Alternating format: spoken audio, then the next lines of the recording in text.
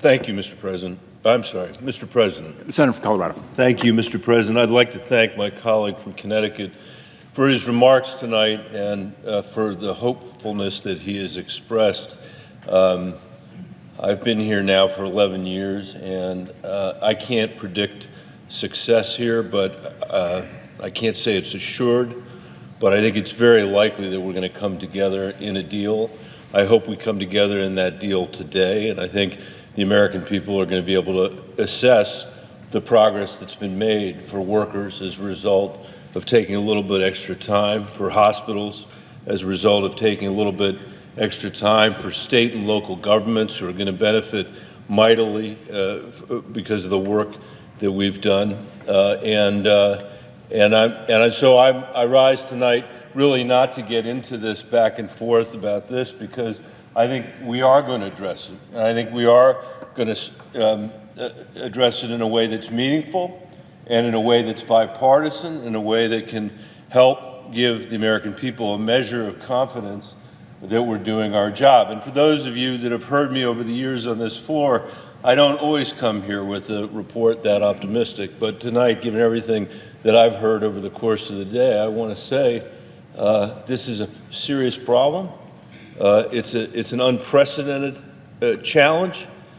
We have to rise to this challenge together, and I believe that when the votes are counted on this bill, it will have been a better bill for the work that's been done, and the vote will be a big bipartisan vote, which would be a shot in the arm for the country and for the American people.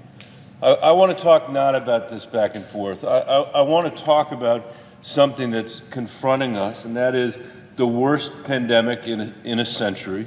Just a month ago, just 30 days ago, nobody here would have imagined 30 days ago we had 30 confirmed cases in the U.S.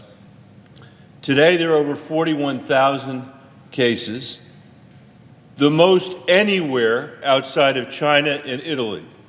The president's right. He goes out and says there are 140 some countries that have this. That's true. We're in the top 3 of those countries.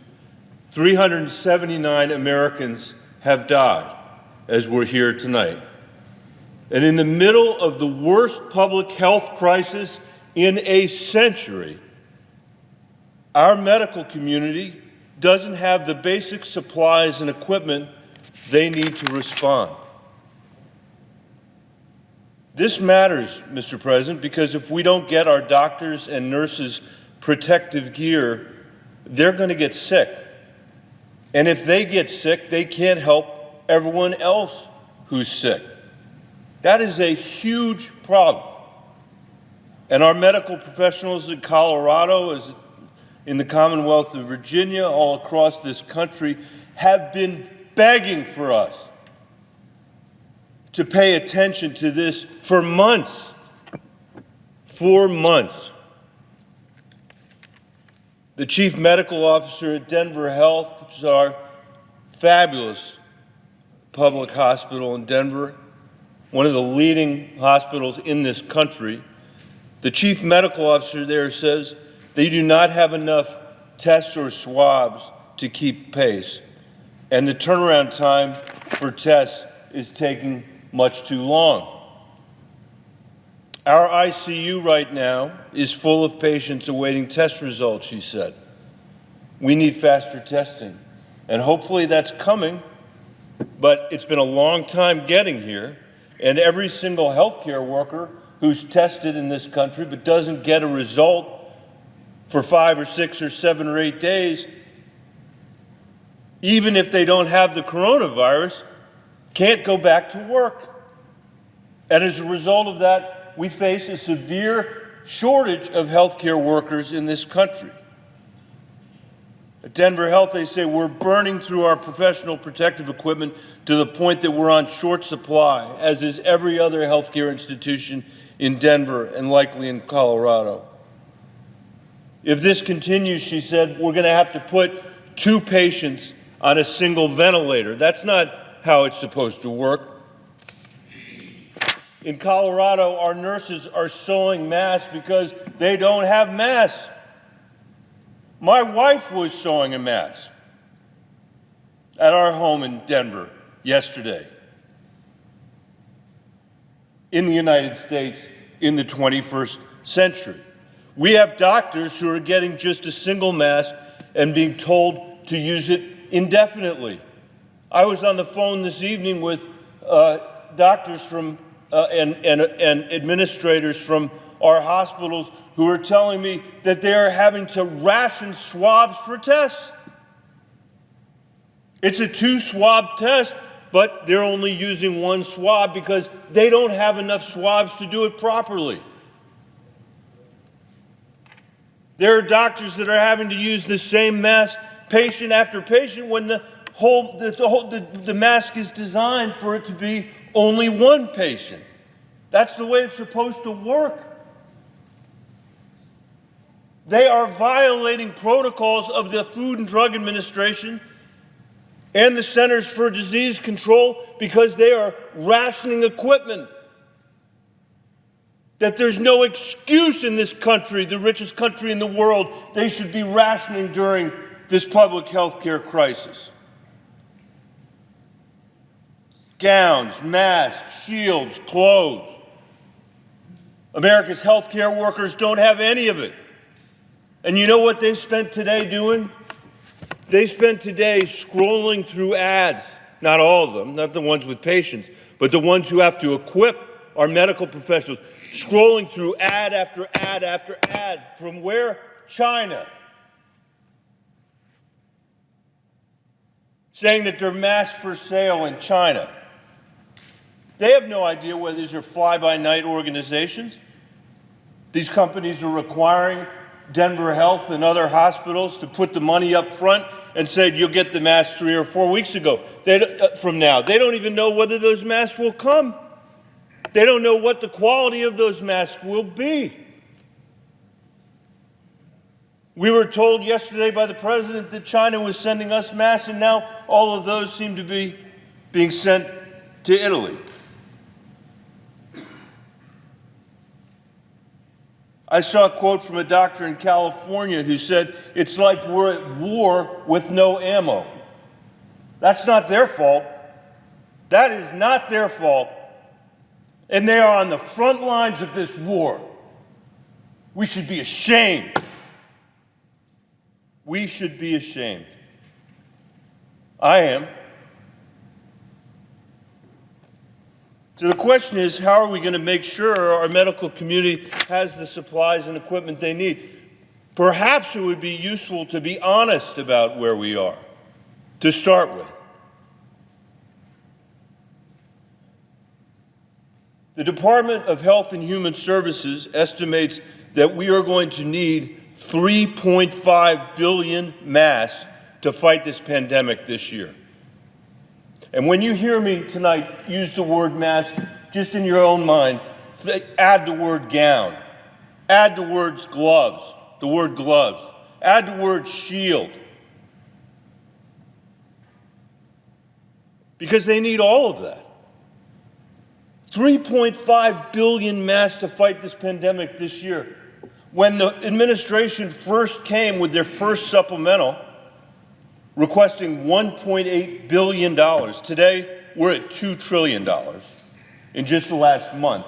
In just the last month, they came and said $1.8 billion. They said, we're going to need 350 million masks. We need 3.5 billion masks. Billion masks this year. Today in America, we have exactly 35 million masks. That is 1% of what we need. Not 80%, 1% of what we need. Nationwide tonight, our hospitals have 160,000 ventilators, among all the hospitals we have in the greatest country in the world. Johns Hopkins estimates that we're going to need another 40,000 ventilators by the time this is done. And you know what I heard tonight in Colorado? This might be of interest to the other senators that are here tonight, because New York represents half of the cases in this country right now. The concern from Colorado, and I'm sure from your states as well, is all those ventilators are going to go to New York. As they should right now, because that's where the greatest need is. What's going to be left for the rest of us? What's going to be left for the rest of us in 7 days or 10 days or 20 days? How can we be this foolish? How can we be this blind?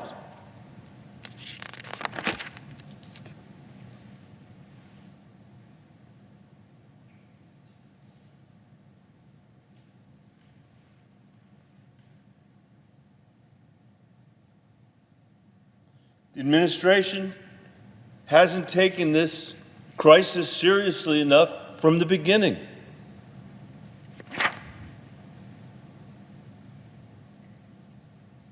And when it comes to the equipment that people on the front line need, the ammunition, to use their words, that the people on the front line need, they're being ignored or dismissed with a bunch of happy talk about how we're going to solve this problem.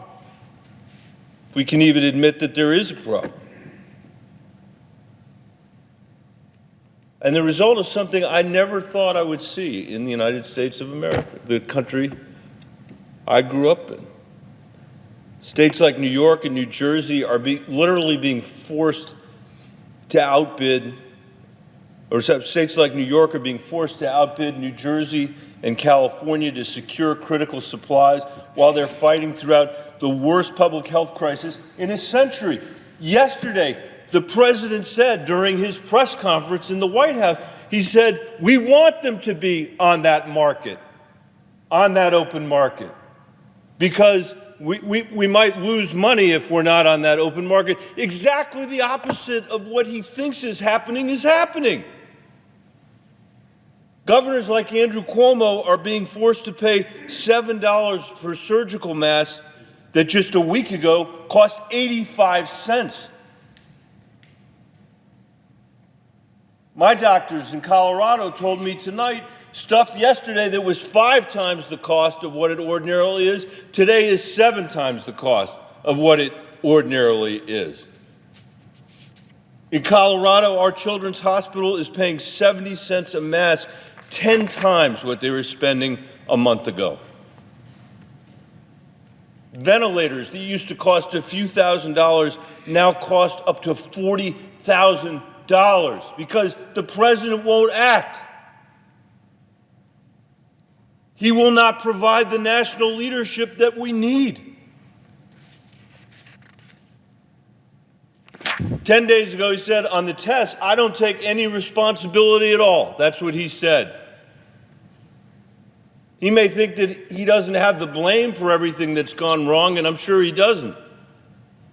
But he does have a very profound responsibility now that only the President of the United States have. When governors from across the country raised the supply shortages with him last week, he told them to, quote, get it yourself. He told them that the federal government is not, quote, a shipping clerk. He said, quote, the governors locally are going to be in command. We will be following them, and we hope they can do the job. Quote, we are there to back you up should you fail. We are failing, Mr. President. We are failing to address the seriousness of the public health crisis this country is facing. And we are going to rue the day that we said it was the hospital's problem to solve, that it was the governor's problems to solve, that it was the state's problems to solve. And I want to say this to the American people tonight because it is really important that you know what the facts are. It's important for you to know that we don't need tens of thousands of masks or millions of masks. We need billions of masks. and all the other equipment that I talked about earlier, gowns, shields, swabs, the elements of tests, the reagents that are necessary to take those tests. And when I say we, I'm talking about the healthcare professionals that we are relying on to be the front line in this effort. And what is the president's response to this? He's touted the shipments coming out of our national stockpile. I'm coming to think this national stockpile must be more like a really small national warehouse.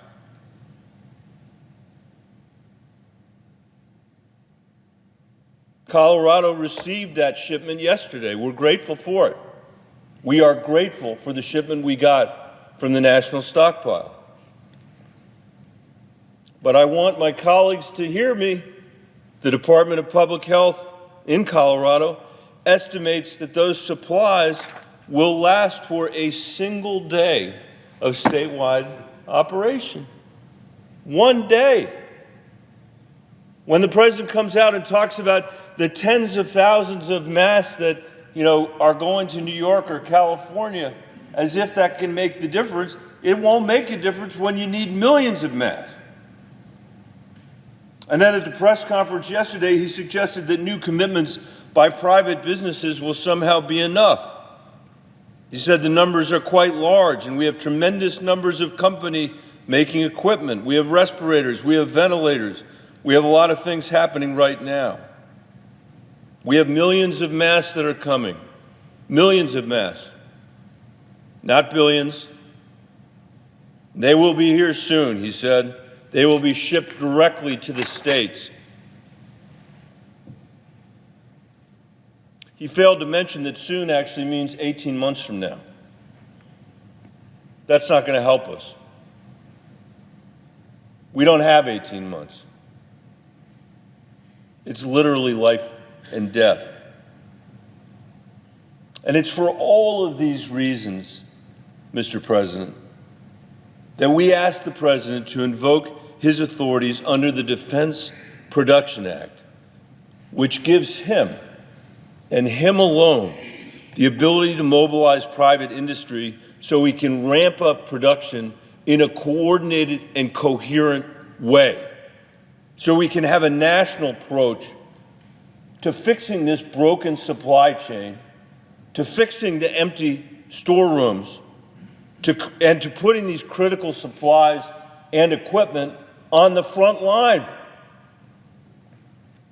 And I was so pleased that he invoked those authorities 5 days ago. But instead of using them, he's equivocating. He said things like, we have the act to use in case we need it, the president said, but we have so many things being made right now by so many. He didn't finish the sentence, but he meant in this voluntary effort, which I deeply appreciate, by the way, don't get me wrong, every single mask and every single gown and every single shield that can be manufactured, and every single respirator that can be manufactured or lent to the people on the front lines, that's important. But it's not going to solve this crisis. It's not going to keep us in a position where we can actually flatten the curve. He said yesterday, we're a country not based on nationalizing our businesses. Call a person over in Venezuela, ask them, how did nationalization for their businesses work out? As every senator here knows, the Defense Production Act doesn't nationalize businesses. It is our tool. It is a mechanism to create a coherent strategy for our public sector and our private sector to produce goods based on an urgent national need. And the government pays market value for those goods and has a strategy for how those goods will be distributed around the country as the epidemic moves from place to place. It is unacceptable that we're in a situation where states are having to bid against each other, where the hospitals in Colorado are having to bid against each other. They said to me tonight, Michael, if you could just get us 5 million masks and send them to Colorado, we can distribute them, but it makes no sense for us to be looking up the yellow pages in China to buy masks. And I said to them, I wish that were enough. I wish that would be enough. But as long as Colorado is going to have to compete with New York, is going to have to compete with New Jersey, or compete with Florida, or compete with Texas, it won't work. And it's not just the price, although that is shocking. And the fact that there are people gouging, at a moment like this is appalling. It's not just the price, it's the availability. The nurses and doctors in Denver, Colorado, or in any city in this country tonight should not be using one swab for a test that takes 2.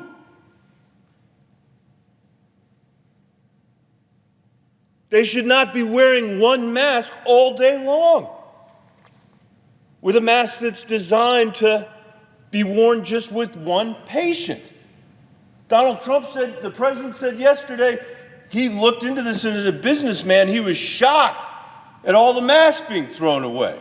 We ought to be able to sterilize the mask. There are important reasons why we have those rules: to protect our healthcare workers and so we don't spread disease. By the way, I said, look, does it solve your problem that the president has said we can use construction masks now in our healthcare facilities? And they said, we're grateful for the additional masks that we're getting, but it's not remotely helping fix the problem, the scale of the problem. And a lot of these masks actually aren't appropriate in a healthcare setting. They'll do anything. They're not looking their nose up on it.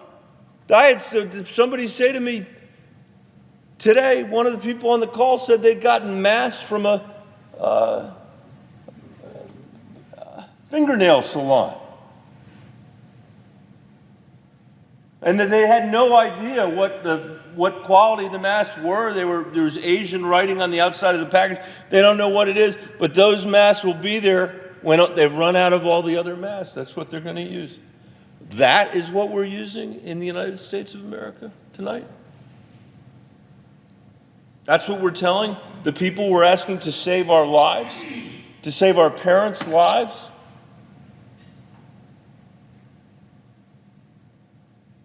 That's what we're saying. I'm sure the other senators have had the same experience that I've had, which is I've been in touch with companies all over my state that stand ready to help produce supplies and equipment. The president said yesterday one of the problems he had with this, one of the challenges that he had was you wouldn't have any idea where to begin. Don't know who makes ventilators. Maybe they made them a long time ago and they've forgotten how to do it, but surely he doesn't believe that we can't figure that out.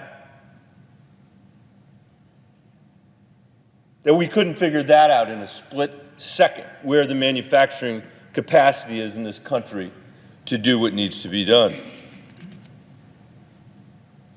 But these companies have said to me that nobody in the administration has been in touch to tell them what to make, how much to make, or where it should go.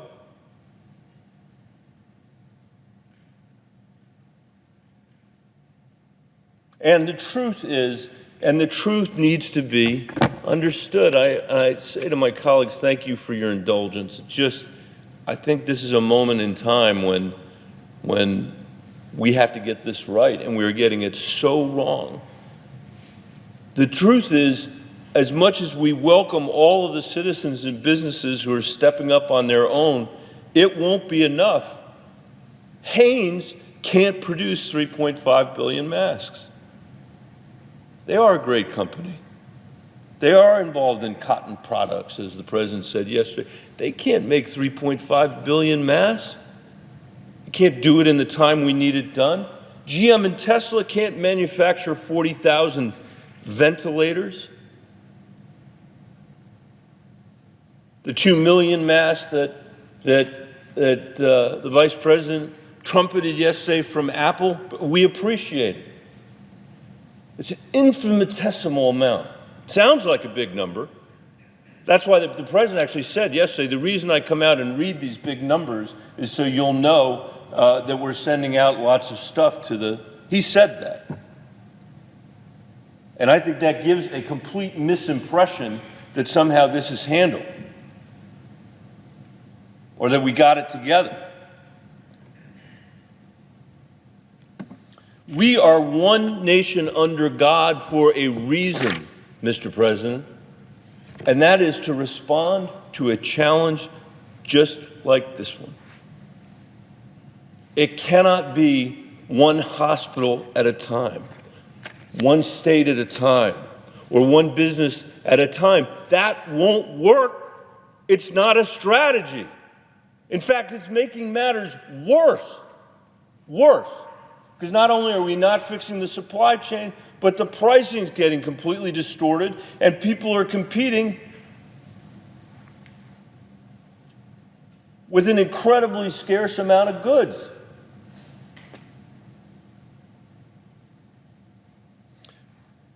This is not a substitute, Mr. President, for a coherent national strategy to figure out how we're going to meet these critical supply and equipment shortages across the country. And every single day it gets worse. You can hear the panic in the governors and in the people working in our hospitals and in the people that are working with people who are having to go in under unsafe conditions, willing to do it. On the front line of this war, with no ammunition. With no ammunition. And as much as the president may not want to make these hard decisions, for whatever reason, because he hopes for the best, because maybe the medical thing will work itself out, maybe instead of 18 months it'll be shorter for a vaccine, maybe the hot weather will make things better. He's literally the only one with the authority to call America to this challenge. The president is portraying himself as a wartime president, but he's leaving it up to Haynes to plan D-Day. It won't work. He needs to give the front line of this war the ammunition they need, and he's the only one who can do it. No one else can do it.